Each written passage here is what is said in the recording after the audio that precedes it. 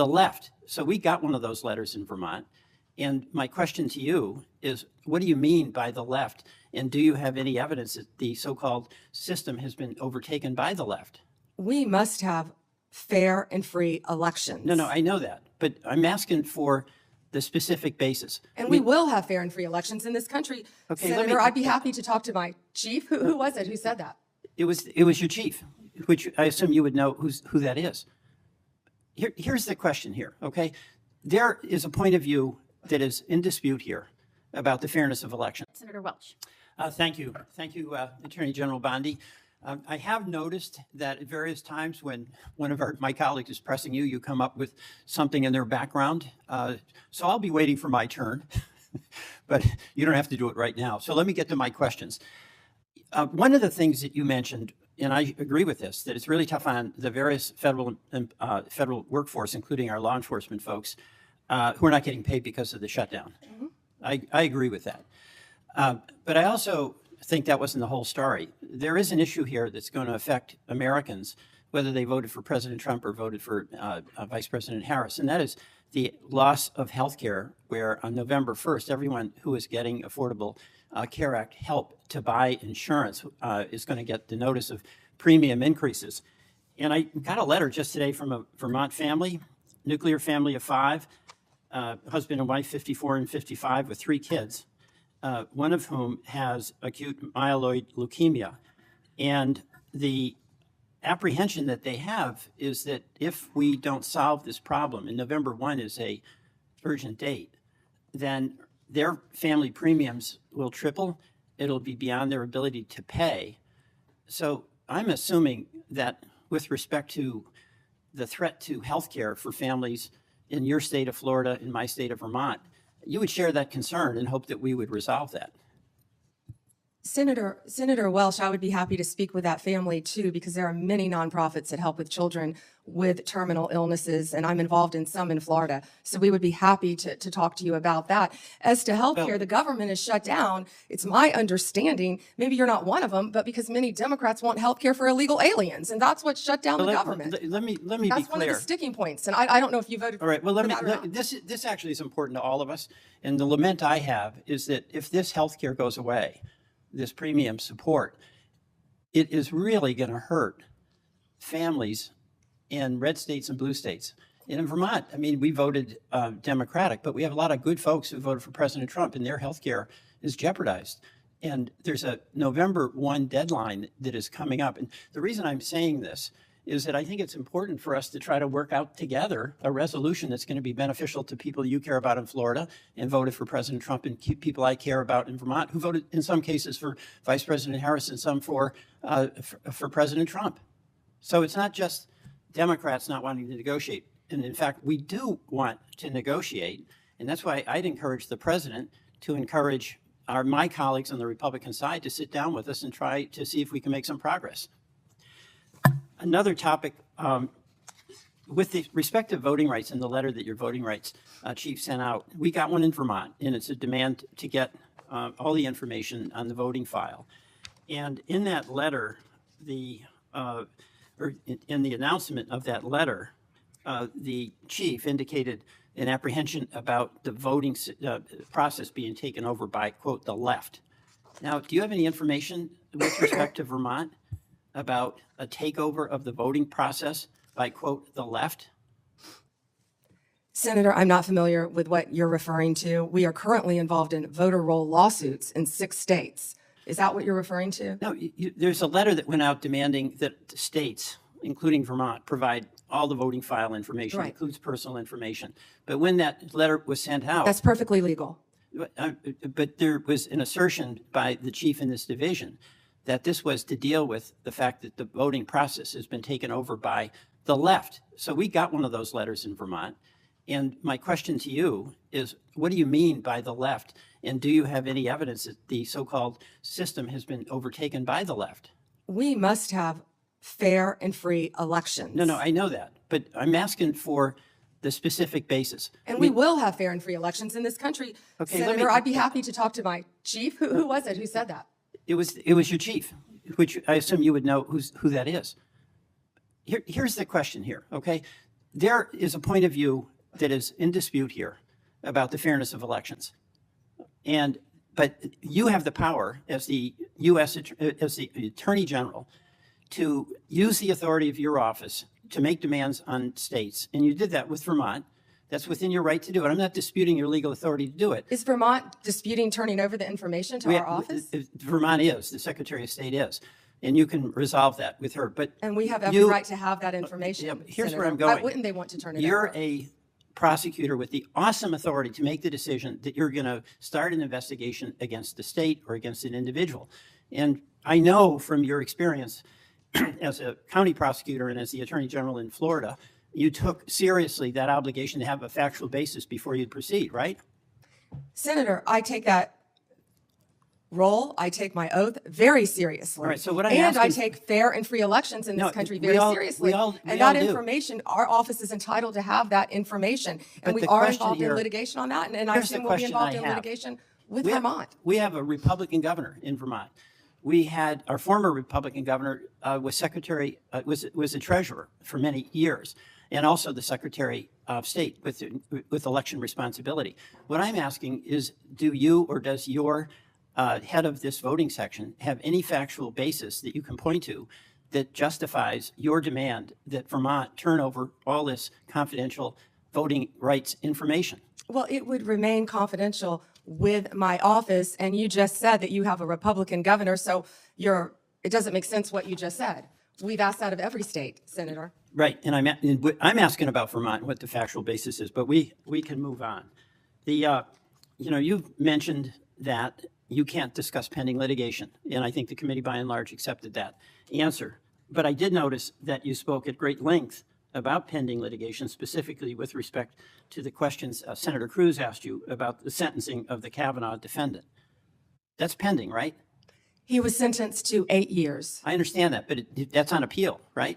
We will be appealing. Right, so that makes it pending litigation. So you made an exception with respect to No. the Cruz questions. Hold on. No, but you those didn't were- answer those were any of the things- questions that you said were pending at litigation from any of my colleagues. Those were facts that came out at the sentencing hearing.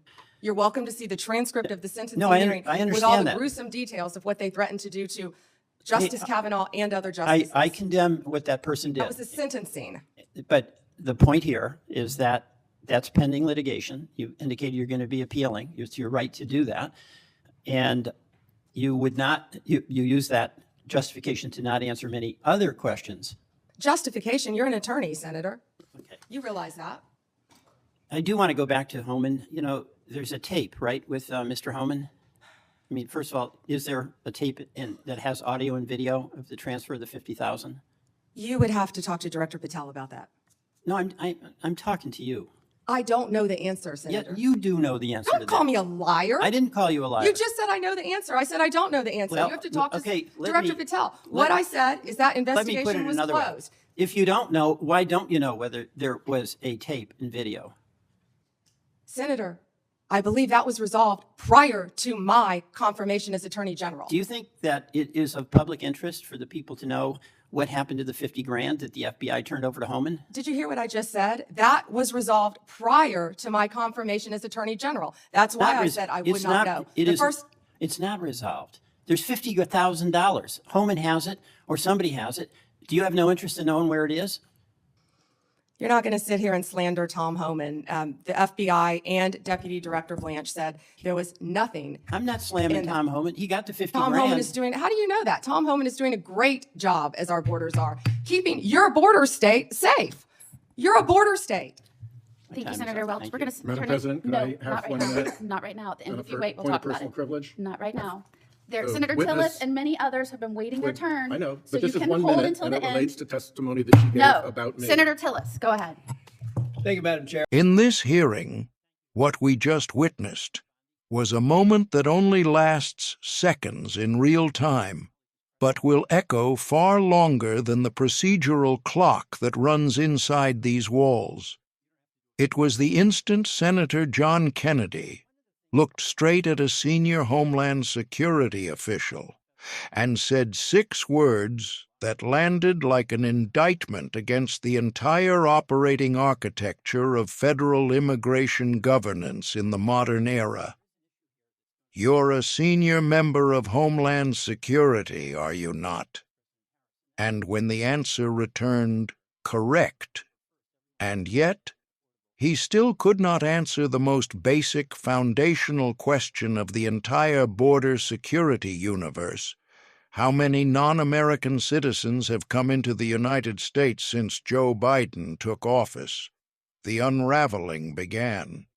Because this wasn't theater. This was epistemic collapse. This was the highest level of the federal security apparatus telling the American people, we do not actually know the scope of the phenomenon we are allegedly managing. Kennedy recalibrated. He asked again, does anybody know the number? Silence. He gave them 8 million. He tried again. How many were children? No answer. He tried again. How many of them are still here? No answer. How many claimed asylum? How many never showed up for their hearing? How many were denied asylum and deported? How many were from Mexico versus other countries? Not one official could answer a single one. It was the sound of the bureaucratic state hitting an epistemic brick wall in real time. And this is why this moment matters. Because when the United States federal government cannot even quantify reality, it cannot govern reality, it cannot morally justify its power, it cannot morally justify its enforcement, it cannot morally justify any public claim about what is happening on the southern border, because the underlying data is not known by the very people charged with designing, administering, and defending the system itself. That is not partisan. That is systemic failure.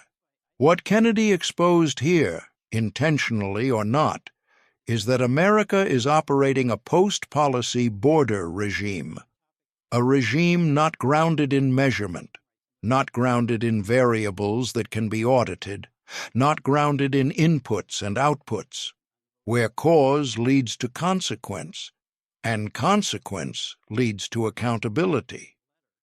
This is government drifting into abstraction. Numbers this large are only meaningful if you know them.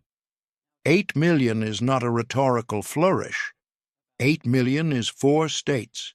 8 million is a demographic shock load that affects housing markets, school districts, health systems, state budgets, city budgets, child welfare, labor markets, the fentanyl interdiction environment, cartel revenue structures, every downstream operational branch of the American system.